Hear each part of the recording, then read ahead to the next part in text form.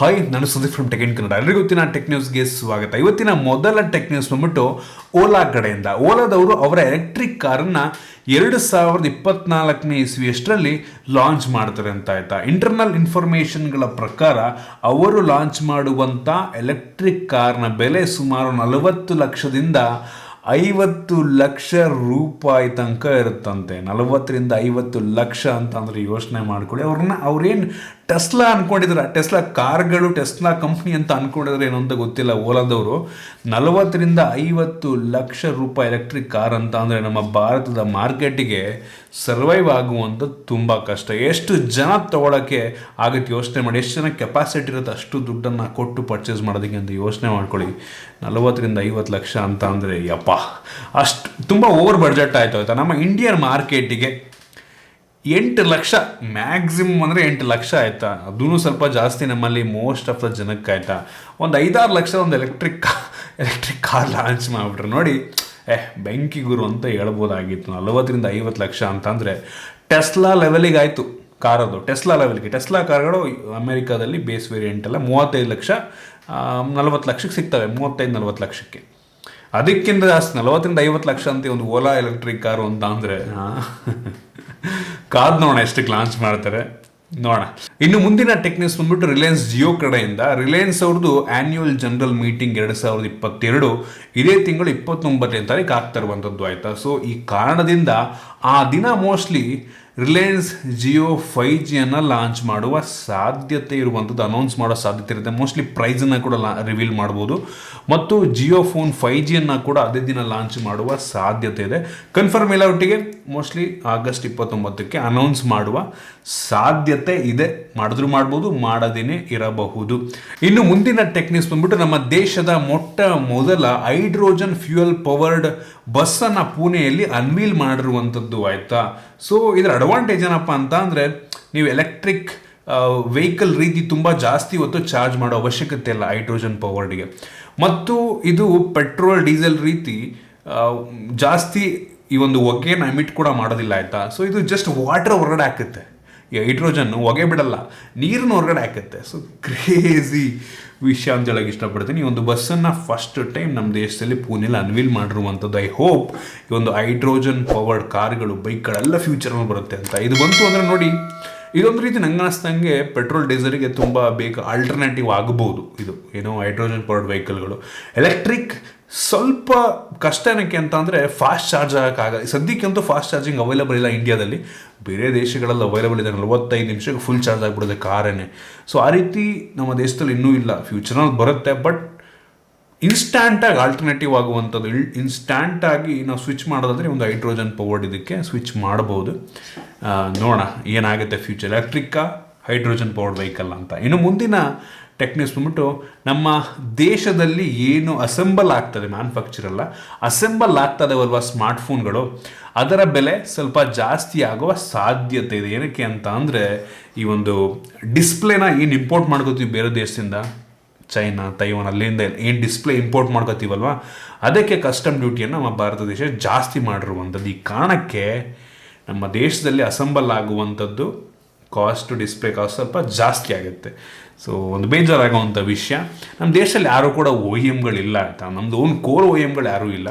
ಎಲ್ಲ ಬೇರೆ ಬೇರೆ ಕಂಪ್ನಿಗಳು, ಶಾಮಿ, ರಿಯಲ್ಮಿ, MI ಇವರೆಲ್ಲ ಬಂದ್ಬಿಟ್ಟು ಇಲ್ಲಿ ಅವರ ಮ್ಯಾನುಫ್ಯಾಕ್ಚರಿಂಗಲ್ಲ, ಅಸೆಂಬ್ಲಿಯನ್ನು ಮಾಡ್ತಾ ಇದ್ದಾರೆ ಇಲ್ಲಿ ಪಾರ್ಟ್ಗಳನ್ನ. ಕೆಲವೊಂದು ಪ್ರಾಡಕ್ಟನ್ನು ಪಾರ್ಟನ್ನು ಮೋಸ್ಟ್ಲಿ ಕೆಲವೊಂದು ಸ್ಕ್ರೂನೆಲ್ಲ ಮೋಸ್ಟ್ಲಿ ನಮ್ಮ ದೇಶದಲ್ಲೇ ತೊಗೊಬೋದು. ಕೆಲವೊಂದು ಪ್ಲಾಸ್ಟಿಕ್ ಪಾರ್ಟ್ಗಳು, ಬೇಸಿಕ್ ಸಣ್ಣ ಸಣ್ಣ ಪಾರ್ಟ್ಗಳನ್ನ, ಕೆಲವೊಂದು ಸ್ಟಿಕ್ಕರ್ಸ್ ಅಂಟೋದು, ಆ ಥರದ್ದು ಕೆಲವೇ ಪಾರ್ಟ್ಗಳನ್ನ ಮೋಸ್ಟ್ಲಿ ನಮ್ಮ ದೇಶದಲ್ಲೇ ಅವರು ಇದು ಮಾಡ್ಬೋದು. ಬಿಟ್ಟರೆ ಉಳಿದಿದ್ದು ಎಲ್ಲ ಕೂಡ ಇಂಪೋರ್ಟ್ ಮಾಡ್ಕೋತಾರೆ, ಇಲ್ಲ ಅಸೆಂಬಲ್ ಮಾಡ್ತಾರೆ ಅಷ್ಟೇ.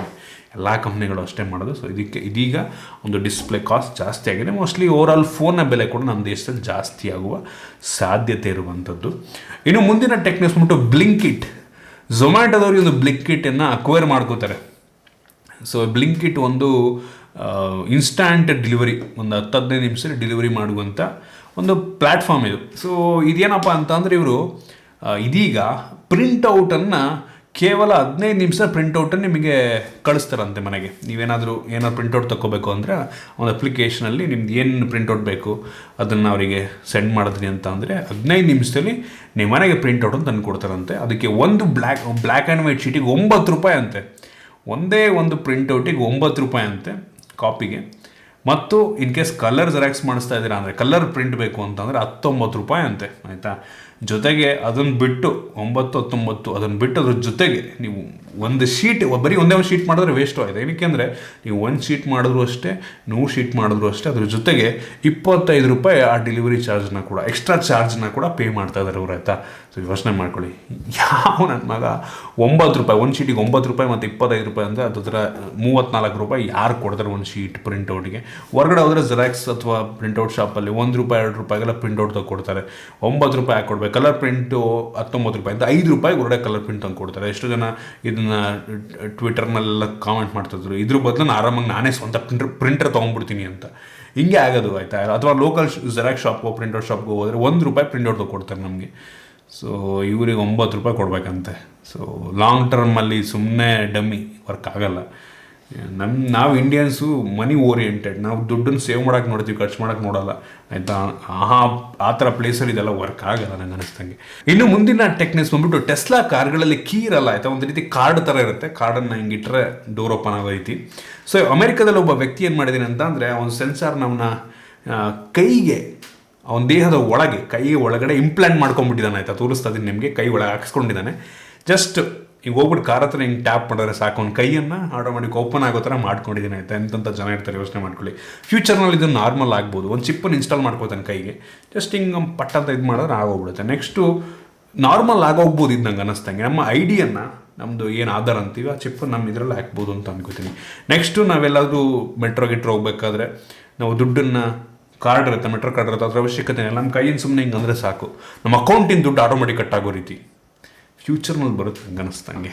ಸದ್ಯಕ್ಕಿಲ್ಲ, ಫ್ಯೂಚರ್ನಲ್ಲಿ 100% ಬರುತ್ತೆ. ನಾವು ಶಾಪಿಂಗ್ ಮಾಡೋಕೆ ಹೋಗ್ತೀವಿ, ಶಾಪಿಂಗ್ ಎಲ್ಲ ಅದನ್ನ ದುಡ್ಡು ಕಟ್ ಮಾಡೋದಕ್ಕೆ ನಮ್ಮ ಜಸ್ಟ್ ಕೈಯಲ್ಲಿ ಹಿಂಗೆ ಅಂದರೆ ಸಾಕು, ಕೈಯಲ್ಲಿ ಒಂದು ಚಿಪ್ ಇರುತ್ತೆ, ಹಿಂಗೆ ಜಸ್ಟ್ ಹಿಂಗೆ ಅಂದರೆ ಸಾಕು, ನಾವು ದುಡ್ಡು ಆಟೋಮೆಟಿಕ್ ಕಟ್ ಆಗುತ್ತೆ. ನನ್ನ ಬ್ಯಾಂಕಿಂದ ಇದು ಮಾಡೋ ಥರ ಆಥರೈಸ್ ಮಾಡೋಕ್ಕೆ ಏನಾದರೂ ಒಂದು ಏನೋ ಟೆಕ್ನಾಲಜಿ ಬರ್ಬೋದು ನಮ್ಮ ಫ್ಯೂಚರ್ನಲ್ಲಿ.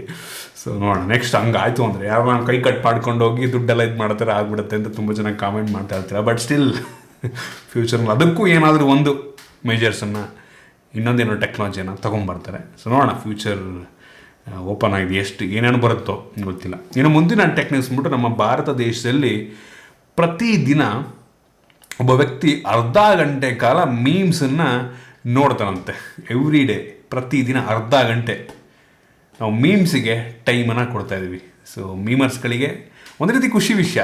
ನಮ್ಮ ದಿನದ 24 ಗಂಟೆಯಲ್ಲಿ 8 ಗಂಟೆ ನಿದ್ದೆ ಮಾಡ್ತೀವಿ, ಉಳಿದ 16 ಗಂಟೆಯಲ್ಲಿ ಅರ್ಧ ಗಂಟೆ ಮೀಮರ್ಸ್ಗಳಿಗೆ ಡೆಡಿಕೇಟೆಡ್ ಆಗಿ ಕೊಡ್ತಾಯಿದ್ದೀವಿ ನಾವು. ಸೊ ಸೂಪರ್, ಮೀಮರ್ಸ್ಗಳಿಗೆಲ್ಲ ಒಂದು ರೀತಿ ಖುಷಿಯಾಗಿರುತ್ತೆ.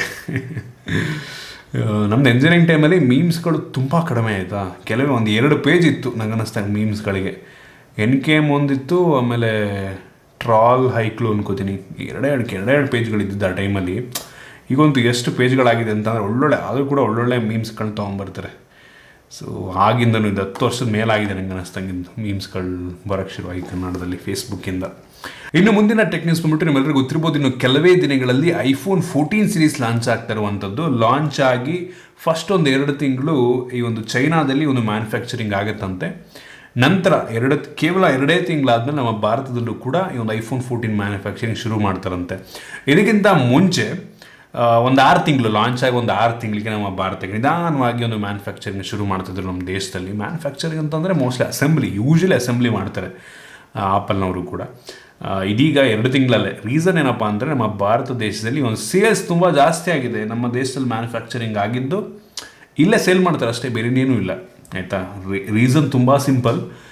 ಅವರು ಕಂಪ್ಲೀಟ್ ಒಂದು ಪ್ರಾಡಕ್ಟನ್ನು ಆ ದೇಶದಿಂದ ಇಲ್ಲಿಗೆ ತೊಗೊಂಬಂದರೆ ಸ್ವಲ್ಪ ಟ್ಯಾಕ್ಸ್ ಜಾಸ್ತಿ ಕಟ್ಟಬೇಕು. ಇಲ್ಲಿ ಪಾರ್ಟ್ಗಳನ್ನ ತೊಗೊಂಬಂದಿಲ್ಲ ಅಸೆಂಬಲ್ ಮಾಡಿದ್ರೆ ಸ್ವಲ್ಪ ಕಂಪ್ನಿಗೆ ಸೇವ್ ಆಗುತ್ತೆ. ಅವರೇನು ನಮಗೆ ಅಂತ ದುಡ್ಡೇನು ಕಡಿಮೆ ಮಾಡಲ್ಲ ಅವರು, ಕಂಪ್ನಿಗೆ ಸ್ವಲ್ಪ ದುಡ್ಡು ಉಳಿತಾಯ ಆಗುತ್ತೆ. ಸೊ ಅದರಿಂದ ಮೋಸ್ಟ್ಲಿ ಹಂಗೆ ಮಾಡ್ಬೋದೇನೋ, ನೋಡೋಣ. ಒಳ್ಳೆ ವಿಷಯ. ಆದಷ್ಟು ಬೇಗ 2 ತಿಂಗಳಿಗೆ ಮ್ಯಾನುಫ್ಯಾಕ್ಚರಿಂಗ್ ಇಂಡಿಯಾದಲ್ಲಿ ಶುರುವಾಗ್ತಾಯಿದ್ದು ಅಂತಂದರೆ ಒಳ್ಳೆ ವಿಷಯ. ಇನ್ನು ಮುಂದಿನ ಟೆಕ್ ನ್ಯೂಸ್ ಬಂದ್ಬಿಟ್ಟು ನಿಮ್ಮೆಲ್ಲರಿಗೂ ಗೊತ್ತಿರ್ಬೋದು, ನಮ್ಮ ಭಾರತ ಸರ್ಕಾರ ರೀಸೆಂಟಾಗಿ ಒಂದು 10 ಯೂಟ್ಯೂಬ್ ಚಾನಲ್ಗಳನ್ನ ಬ್ಯಾನ್ ಮಾಡ್ತು.